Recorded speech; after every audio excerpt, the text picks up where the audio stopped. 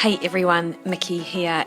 You are listening to another mini Mikkipedia Monday, and this week I'm integrating a bit of a personal story with hopefully some practical tips and information on supplements for older people. So, back in December last year, Baz's husband and I were in Queenstown doing a bit of running as part of the Not the Wild event. And when we got back from a run, I noticed that I'd had a couple of missed calls from my sister, which was not unusual, but I, wasn't quite sure what was going on. So I gave her a call and she told me that my dad, or our dad, was in A&E. And this was pretty shocking to me actually at the time. So my dad is 70 and he's really robust. He, out of both of my parents, he would definitely be the most resilient one. Like, he still works. He works as a cleaner. He has a house that he maintains. He walks all the time. Well, he tells me he walks all the time. I don't know whether he's just telling me that or if it's actually true. But he's fairly fit, and he's healthy. And out of both of my parents, for the majority of my adult life, he has been the one that's been interested in health and well-being and trying to keep himself as fit as possible. And this is, I don't mean to be disrespectful to my mum or anything like that, because she too is now quite interested in that. But for a long time, it was really, Dad was the one who was always super interested in it. So when I got the details from my sister, it turns out that Dad had had COVID for about 10 days before going into hospital. And it wasn't the COVID that was the catalyst for his going into hospital. However, he was also at the time, and has for a number of years, has sort of dermatitis, psoriasis. So little sores on his skin that doesn't heal well. And actually, I have been telling him for years that dairy and gluten-free is actually one of the best things that he can do for that, because that skin irritation is in fact sort of an inflammatory response to something. And when you pull out the major dietary triggers, which would be dairy and gluten, a lot of that inflammation can subside. But it hadn't really been a topic of conversation between us. And truthfully, over the last few years, he had mentioned it. I'd sort of forgotten about it. We just went about our way. But in December last year, Dad got COVID, and he was bedridden for 10 days, and he couldn't, he said that he was, subsequently, he had said that he was super tired, really uninterested in doing any of his hobbies, which is reading and listening to music and watching YouTube about music. He said he was really uninterested in any of that, didn't eat hardly anything, particularly in a week of that sort of bed rest that he had. And some of those sores that he had, they ended up being like wounds, actually. So he needed to dress them, and he didn't have the energy or inclination to do that either. And one in particular on his knee started swelling up, looking really inflamed and angry, and actually his whole knee had swollen up to the point that on the Sunday my sister called me. She had gone around to see him, to see how he was, because no one had been to see him because the COVIDs, and they were following the rules, even though this was December last year. And then saw him, and he was in incredible pain because the wound was literally festering on his knee. And the only thing really for them to do was to take him to A&E. So he went into A&E, but of course, because he was still testing positive for COVID quite strongly too. So I think that the combination of the infection and the COVID meant that he was still very, it was still a strong positive.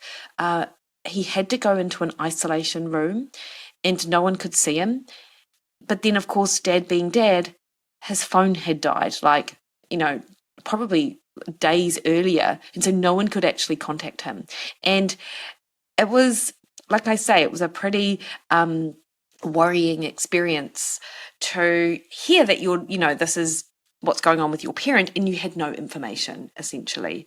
So over the next few days, Dad, in hospital care, they dressed his wound. He had cellulitis actually in his knee, and there was some concern that it had travelled to his joint, and that would have required a surgical intervention. But thankfully, that didn't happen. So they were able to take care of the wound, and essentially he had to remain off his knee. And in fact, this was the case for him for, a good sort of 4 weeks post-hospital visit. And so a week after he was in hospital and he'd sort of come back from hospital, so he got out and I ended up travelling back down to Dunedin and just spending a bit of time at home with him, just making sure he was sorted with all of the things that he needed to do in his real life, because he couldn't have done anything. Like, he was not supposed to weight bear on that knee because it was just going to impede on his recovery. And I mean, the knee was double the size of his other knee. In part, of course, this was due to the bed rest that he had to undertake because of COVID. This is well before he went into hospital, actually. And if you had listened to my episode with Professor Brendon Egan about exercise and sort of older adults, or exercise and aging, you will probably remember Brendon saying that you can lose a decade's worth of muscle mass in 10 days. And that is what I saw had happened to Dad. He was very thin. And Dad and I have a very similar physique. So he doesn't have very big bones. He's quite lean limbed and things like that. So he's always been quite lean. Other than, when he ate too many cheese toasties back in about maybe 2008, and I had to do an intervention and get him to lose that 6 kilos. But other than that, very lean. So to see him so thin was also really worrying, because the thing that really sort of accelerates mortality in older adults is bed rest.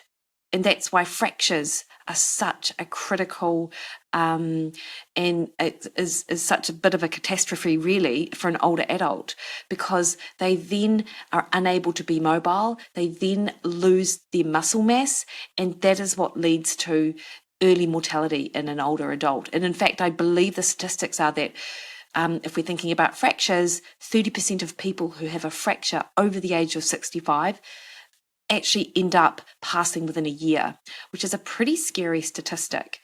So seeing Dad, but also knowing that usually he's really fit and robust, but that he went downhill so quickly, really just made me think we need to put in some dietary interventions here as well to ensure that when he does get back up and running and able to, metaphorically running, able to move around and be mobile, we need to make sure he's got the nutrients he needs to help support that and help rescue any of that muscle mass that he has lost.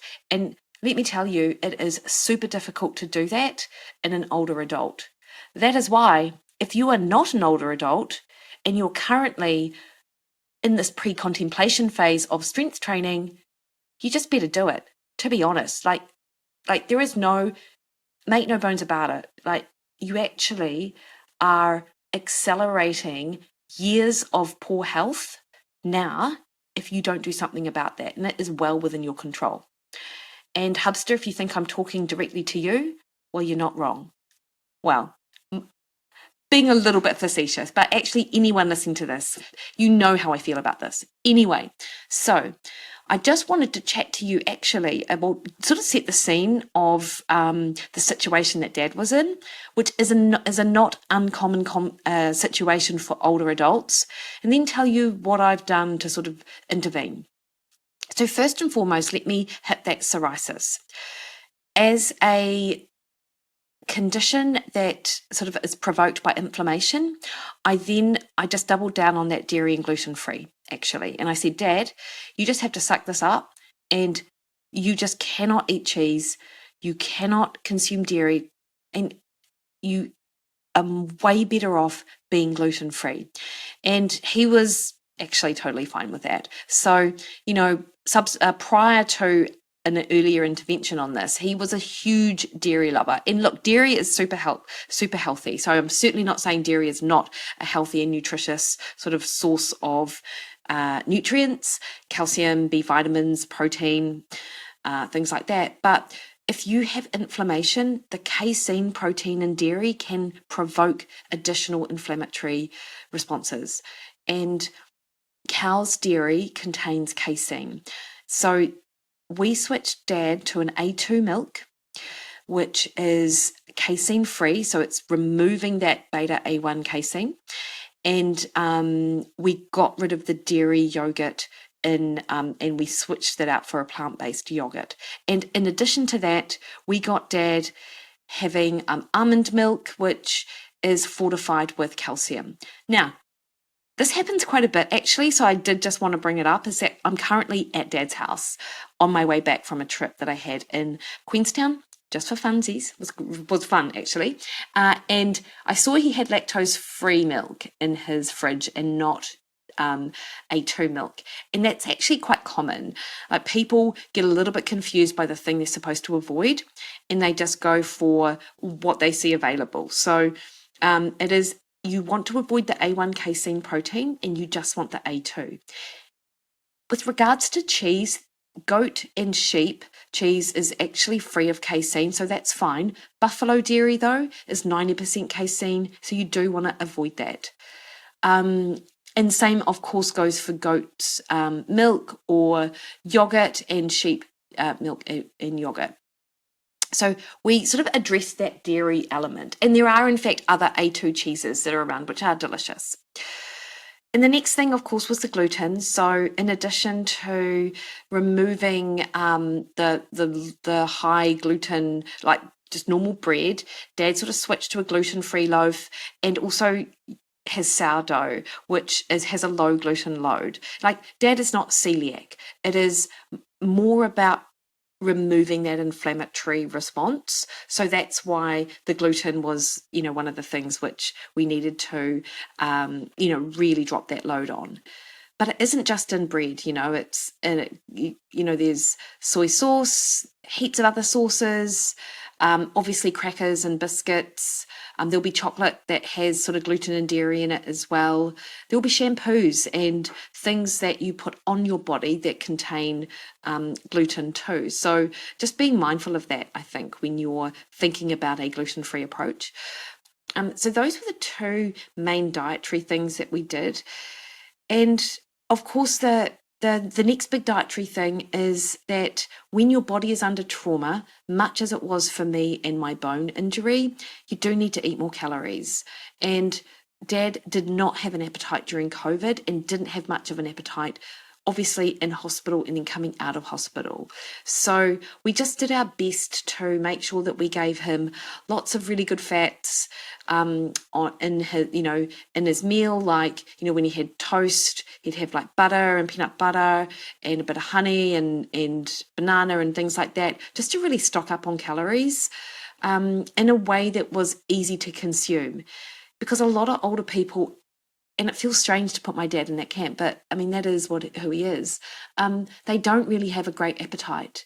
And that is one of the reasons why we get this accelerated bone and muscle mass, is because you're competing with your caloric requirements with this fact that you just don't want to eat.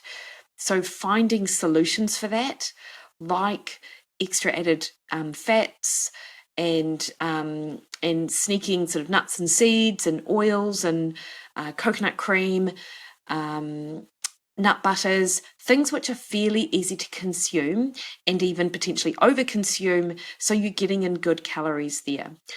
And you may remember this from a blog about my bone health situation, and also the podcast. Your caloric requirements during sort of trauma might go up by 20%. So you need, 1.2x the number of calories that you think you do. So we just made sure that there were plenty of opportunities for Dad to eat energy dense and nutrient dense foods that took up less stomach space. So we reduced down the vegetables on his plate as well. He's like me, he likes his veggies. And the next thing we did was, of course, think about the protein element, and not just the protein that he gets from food, but, dad being dad, we had, like a lot of people, I think, that I talk to, they describe this, is that they spend years in their sort of throughout their adulthood when times are a little leaner and they can't buy essentially what they'd want to buy. And so we have to think about how much money you spend on food. Now, dad is working full-time still, and he also has a pension. So in actual fact, like, the pension doubled dad's income. And so in terms of his income, he's way better off now than what he was even 10 years ago. But we are talking about decades of habits, having to buy things on a budget because there wasn't the money to do it any other way. So things like meat, which are a lot more expensive, a typical serving size for dad might be half of what I would suggest it be. So we had to have a bit of a discussion about that, actually, and me sort of just saying that you do need to just prioritize this a little bit more. But also, he actually, even though he couldn't have maybe afforded it 10 years ago, he probably can afford to do that now. But it's entrenched in his brain that he has to think in a much more sort of restrictive way from a financial perspective. So anyway, we had a sort of conversation about that. I also, for his Christmas gift, gave him a First Light sort of meat pack. So if you haven't had First Light meat, it is delicious and I highly recommend it. And I also got him in a few of the Keto Box, which is the company that I'm a part of, got in a few of those meals as well to make it easy, because they're keto, they're high fat, they're high protein, they're lower carb. They're actually great from a calories perspective. In addition to that, though, I really doubled down on his protein in the morning. So we got him a couple of plant-based protein powders and also whey protein isolate. Now, whey protein isolate protein powder is stripped of the casein, and actually it doesn't mean that it's completely casein free. And I was corrected of that by a participant in one of my Mondays Matter program, which I was really thankful for, because I thought that, it was completely casein free, but it's not. However, what I do know clinically is that people who get an inflammatory response to casein actually can tolerate WPI fairly well. Now, I just want to be mindful that there are so many different proteins out there. You can see a 100% whey, you can see a whey protein complete, you can see a whey protein isolate, or a whey protein concentrate. And all of those protein powders will probably contain a whey protein isolate, but you don't want any other than the WPI. You want it to be isolated from other sources of protein. So WPI tends to be more refined, more expensive, much easier to digest actually, and it is sort of gold standard protein. So that was one of my first options for him. And the other, of course, was a fermented pea protein, new zest protein, which has a slightly lower leucine content than whey protein, but is still easy to digest and absorb, however. So we got him on that protein, and I made sure that he had a minimum of 30 grams of that in the morning. In addition to that protein, though, to make up for that 30 grams, because he would have it in a muesli or in a porridge, something like that, with the coconut yogurt or plant-based yogurt that he uses. But then I also got him to put collagen powder in addition to that. Now, because of his wounds, he needed that collagen and vitamin C. So I got him the Pure's collagen powder that has the additional vitamin C in it. I got him that just to help support the synthesis of tissue, endothelial tissue, which we know is important for wound healing, and to help him with the substrates he needed for that process. In addition to that, of course, it's super helpful for bone and muscle. We know this. And many people who have joint pain actually anecdotally say that they get a really good effect of putting collagen in their diet. But you do want the collagen with the vitamin C. That's essential for sort of collagen synthesis. So we got them on the collagen as well. Now, a lot of the time you'll hear that collagen isn't worthwhile because it doesn't have the leucine protein in there. And I have to respectfully disagree with this, because leucine is one thing and it's super important for muscle protein synthesis, but we do still need the other amino acids.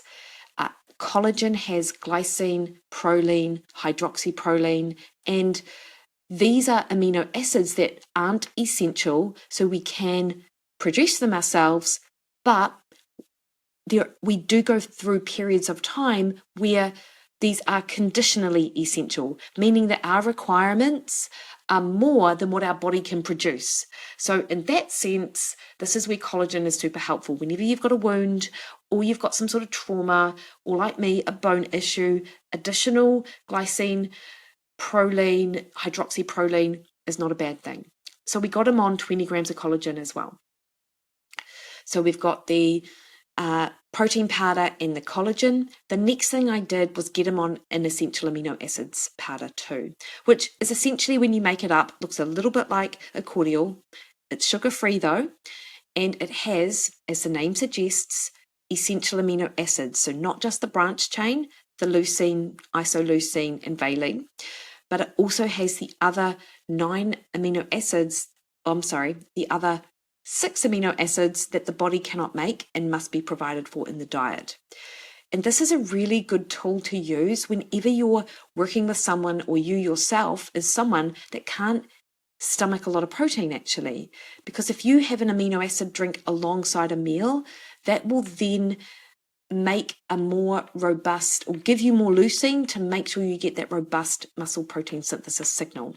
And we need that in the morning and the evening time. So I made sure that Dad had that in the morning and the evening time, because I knew that despite my reiterating that he needed to eat more protein, he was probably just going to fall back into his old patterns and routines of decades old. So I just really wanted to sort of, I suppose, hedge my bets, if you like, to make sure that he would be getting enough of the essential amino acids.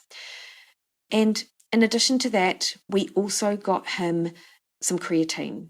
And creatine is just bloody amazing. I, in fact, just heard on a podcast today that the best dietary source of creatine is sardines. 100 grams of creatine will 100 grams of sardines will provide 4 grams of creatine. And when you dose it, I suggest dosing between 3 to 5 grams a day for your bones, for your muscle health, for your brain, cognitive function, works as an antioxidant. It's like a mood lifter in women. Like, it helps prevent low mood and depression. Like, it is almost like this super amazing molecule, and you can get it from diet, of course, but it's so safe. And particularly in times of trauma where you have this sort of conditional increased requirement for things, it is well worth taking as well. And it is not as cheap as it was, but it's still fairly cheap. So I got Dad a bag of creatine, and he's on that too. So from a supplement perspective, we've got protein, protein powder, we've got collagen powder, we've got essential amino acids, and we've got creatine. 2 other things which I think are really important, which Dad also takes and has been taking actually prior to me intervening, is omega-3 fats. Really important for bone and muscle and brain and reducing inflammation. One of the first Mikkipedia episodes actually was with Dr. Stuart and from the University of Glasgow, and we talked about the importance of omega-3 for bone and muscle, and it's an under-talked about subject actually. So in addition to the ability to reduce inflammation, improve endothelial health, improve the blood flow through the body, there was also really important substrate to help protect muscle and bone, and actually particularly in bed rest. And that was really an interesting finding from one of the studies that Dr. Stuart was involved in an older population. So omega-3s are really important for musculoskeletal health, in addition to the other functions that I just mentioned. Dad was already taking some omega-3, so we just made sure that he was still on it. And then, of course, we made sure he was taking vitamin D, really important for bone and immunity. So those were the things that I did sort of from a dietary intervention with Dad. The last thing that we also did actually is we got him some resistance bands from Rebel Sport, and he couldn't do anything obviously with his lower body initially, but we got him doing some upper body movements, like not press ups because he'd have to be on his knees, but just some sort of against the wall chest presses, some sort of rows, but using the resistance band. We did overhead press using the resistance band, just to try to get a little bit more sort of functional movement in those areas, which those resistance bands, when used correctly, they can actually help build muscle, and they can help build strength as well. And from the place that Dad was at, he really needed both of those. Any little bit helps. So that was in December last year, and then we are now coming up to the end of March, beginning of April, and this is the first time I've seen Dad actually since sort of mid-January, when we came down very briefly, and he's looking so much better. He's like, obviously his knee is looking like back to normal, which is great. So movement is back to normal, which is great. And he's also not looking nearly as fragile or frail, which is also really nice to see. Of course, I will talk to him about that lactose-free milk. But of course, I don't want him to ditch it, because what a waste of milk. But I'll just say something to the effect of, next time, Dad, just remember it's A2 milk you want. I have to try to remember not to be so dogmatic. But to be fair, I hate throwing things out, so I would never tell him just to ditch it. And we've continued to sort of just stock up his stocks on his supplements, and he's been super good about taking them. And I will say what I do and what I encourage him to do as well is go to Sprint Fit, go to the clearance section, find things that are on special which sort of fit the bill, which they might not be the best, most awesome, sprinkled in unicorn dust type supplements that you can buy, but honestly, they are going to provide the substrates with which we require. So he's getting his protein, his essential amino acids, and he's getting the creatine that he needs. So I think you've got to really be practical and realistic about recommendations as well. Anyway, gosh, that's almost half an hour, and that was completely off the cuff. Hopefully you followed along all right, and thanks for listening. Any questions, obviously just let me know. Otherwise, obviously I'll see you Wednesday. Not really see you, but you'll hear me Wednesday, and catch you next week. See you later.